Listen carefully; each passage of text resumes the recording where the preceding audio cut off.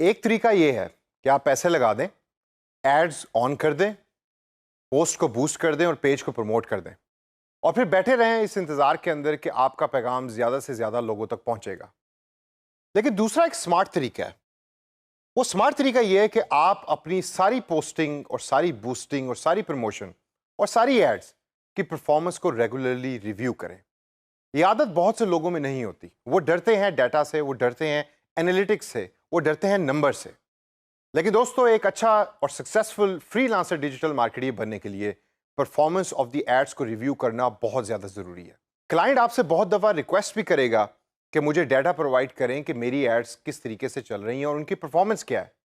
और आपको ये बताना पड़ेगा कि जो पैसे क्लाइंट आपको दे रहा है एड्स को बूस्ट करने के, उसकी परफॉर्मेंस दर हकीकत है क्या। तो दोस्तों, इस सेशन के अंदर हम बात करेंगे कि एड्स की परफॉर्मेंस किस तरीके से रिव्यू कर सकते हैं आप और डाटा आपने किस तरीके से एक्सेस करना है। तो आइए देखते हैं कि वो कैसे होता है। सबसे पहले राइट साइड पे स्मॉल बटन पे क्लिक करें और एड मैनेजर के अंदर जाएं। यहां आपको हो सकता है कि मैनेज एड्स का बटन नजर ना आए, खाली क्रिएट एड्स का नजर आए।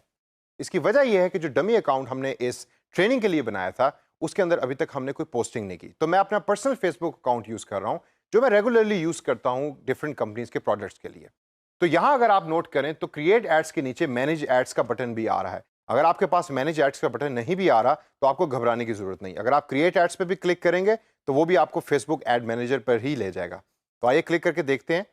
जब आप फेसबुक एड मैनेजर में लॉग इन करते हैं तो अक्सर आपको ये मेन स्क्रीन नजर आएगी। लेफ्ट साइड पे देखिए तो क्लोज का टैब नजर आएगा, इधर क्लोज के बटन पे क्लिक कीजिए और अब आपके सामने सारी डिटेल्स आ रही हैं उन तमाम एड्स की जो आपने हिस्ट्री के अंदर रन किए हैं या आप अभी एट प्रेजेंट रन कर रहे हैं। दोस्तों, ये सारी वो एड्स हैं कि जिसके ऊपर आपने पैसे पे किए फेसबुक को और ऑब्जेक्टिव सेट किया कि या इसकी रीच बढ़ानी है या इसके ऊपर इंप्रेशंस लेकर आने हैं या आप अपने फेसबुक पेज की लाइक्स को बढ़ाना है।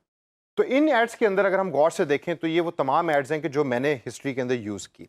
डाटा लोड होते हुए फेसबुक कभी कभार टाइम देता है। चूंकि करंटली ये सारी एड्स इनएक्टिव हैं तो डिलीवरी के अंदर अगर आप नोट करें कॉलम में तो इनएक्टिव का लफ्ज़ लिखा हुआ आ रहा है, कुछ के आगे कंप्लीटेड का लफ्ज़ भी लिखा हुआ आ रहा है। ये वो सारी एड्स हैं कि जो अपनी ड्यूरेशन के अंदर कंप्लीट हो चुकी हैं और ख़त्म हो चुकी हैं। अगर कोई ऐड एक्टिव होगी तो यहाँ ग्रे डॉट के बजाय ग्रीन कलर का डॉट होगा जो इंडिकेट करेगा कि ये वाली ऐड आपकी करंटली एक्टिव चल रही है।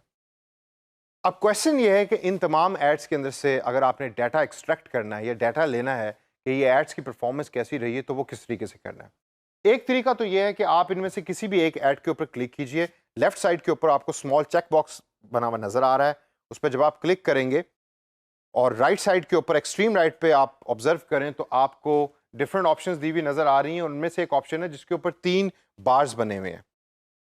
ये 3 बार्स इंडिकेट करते हैं एनालिटिक्स के निशान को, यानी कि इस पे जब आप क्लिक करेंगे तो आपको उस पर्टिकुलर ऐड का डाटा नजर आएगा।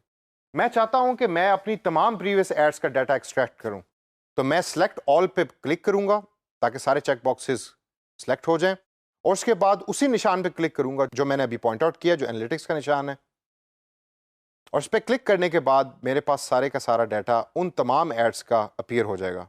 अब एक चीज़ अगर आप ऑब्जर्व करें एनालिटिक्स के बटन पे दबाने से पहले, जैसे मैंने पहले आपको पॉइंट आउट किया था कि कुछ डाटा ऐसा है कि जो मिसिंग आ रहा था, लेकिन फेसबुक जब डाटे को लोड कर लेता है तो सारी कैंपेन्स का डाटा स्क्रीनशॉट में या डैशबोर्ड के अंदर आपके सामने प्रोवाइड करता है, जिस तरह आपके सामने इस टाइम करंटली नजर आ रहा है। लेकिन मुझे चाहिए डिटेल डाटा उन तमाम कैंपेन्स का जो प्रीवियसली मैंने रन किया। तो आइए देखते हैं कि वो कैसे होता है। सेलेक्ट ऑल करके एनालिटिक्स के बटन पर क्लिक कीजिए और यहाँ आपको टॉप के ऊपर 3 डिफरेंट टैब्स नजर आ रहे हैं जिसमें परफॉर्मेंस है, डेमोग्राफिक्स है और प्लेसमेंट है। परफॉर्मेंस के अंदर अगर आप गौर करें तो आपके पास डिफरेंट ऑप्शंस हैं जिनमें लिंक क्लिक से लेकर पेज लाइक्स हैं, रीच है और इंप्रेशंस हैं। इनमें अगर आप डिफरेंट ऑप्शंस को केयरफुली सेलेक्ट करके देखना चाहते हैं कि उसका डाटा क्या आपको इंडिकेट करता है तो आप नीचे व्यू के बटन पर क्लिक करें। तो मैं पोस्ट एंगेजमेंट्स देखना चाहता हूँ तो मैं व्यू के बटन पर क्लिक करूंगा और ये मुझे डिटेल्ड डाटा दे देगा उन तमाम पोस्ट एंगेजमेंट्स का जो मेरी कैंपेन ने की। यहाँ आप अपने माउस कर्सर को उस ग्राफ के ऊपर लेके जाके डिफरेंट तरीके से देख सकते हैं कि रिजल्ट्स उस पोस्ट एंगेजमेंट के क्या रहे, कॉस्ट पर रिजल्ट क्या रही। जो एक चीज़ बड़ी इंपॉर्टेंट है, आपने कोशिश ये करनी है कि कॉस्ट पर रिजल्ट जो है वो आपकी कम से कम हो। 0.01 is the best cost which you can get for each result. इससे अगर आप लोअर भी जा सकते हैं तो आप उसके लिए ट्राई करें। लेफ्ट साइड के ऊपर कॉर्नर में अगर आप देखें तो आपको इन शॉर्ट डैशबोर्ड लुक के अंदर भी फेसबुक आपको रिजल्ट दे रहा है कि जिसके अंदर 24,000 समथिंग आपकी पोस्ट एंगेजमेंट है, कितने लोग उस पोस्ट के लिए रीच हुए और कितने पैसे मैंने स्पेंड किए इस पर्टिकुलर पोस्ट के लिए। परफॉर्मेंस से आगे अगर हम चलें तो डेमोग्राफिक्स का टैब आता है। डेमोग्राफिक्स दर हकीकत वो इन्फॉर्मेशन है जो आपको बताती है कि आपकी पोस्ट ज़्यादा तक मैन तक पहुंची या वुमेन तक पहुंची और उनकी एज ग्रुप क्या था। अगर आप ऑब्जर्व करें मेरे डाटा के ऊपर तो आप देखेंगे कि मेरी पोस्ट ज़्यादातर वुमेन तक पहुंची और उसके अंदर भी जो एज ग्रुप है वो है 25 से 34। उसकी सबसे बड़ी वजह यह है कि जिस टाइप की एड मैं पोस्ट कर रहा था या जिस तरह की एड मैं बूस्ट कर रहा था वो ज़्यादातर थी वुमेन क्लोथिंग के रिलेटेड, यानी कि ब्रांड था वुमेन क्लोथिंग का।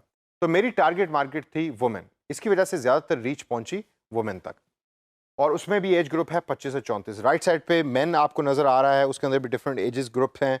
फेसबुक ने किस तरीके से डिसाइड किया कि ये पोस्ट 25 से 34 साल तक की वुमेन तक या मैन तक पहुंचनी चाहिए। याद कीजिए प्रीवियसली एक सेशन के अंदर मैंने टारगेट मार्केट करना सिखाई थी, जिसके अंदर आप जेंडर और एज को सिलेक्ट करते हैं और फेसबुक को बताते हैं कि मेरी एड्स इन लोगों तक पहुंचे जिनकी एज ग्रुप ही है, और उसी डाटे को यूज करके फेसबुक आपकी एड लोगों तक पहुंचाता है।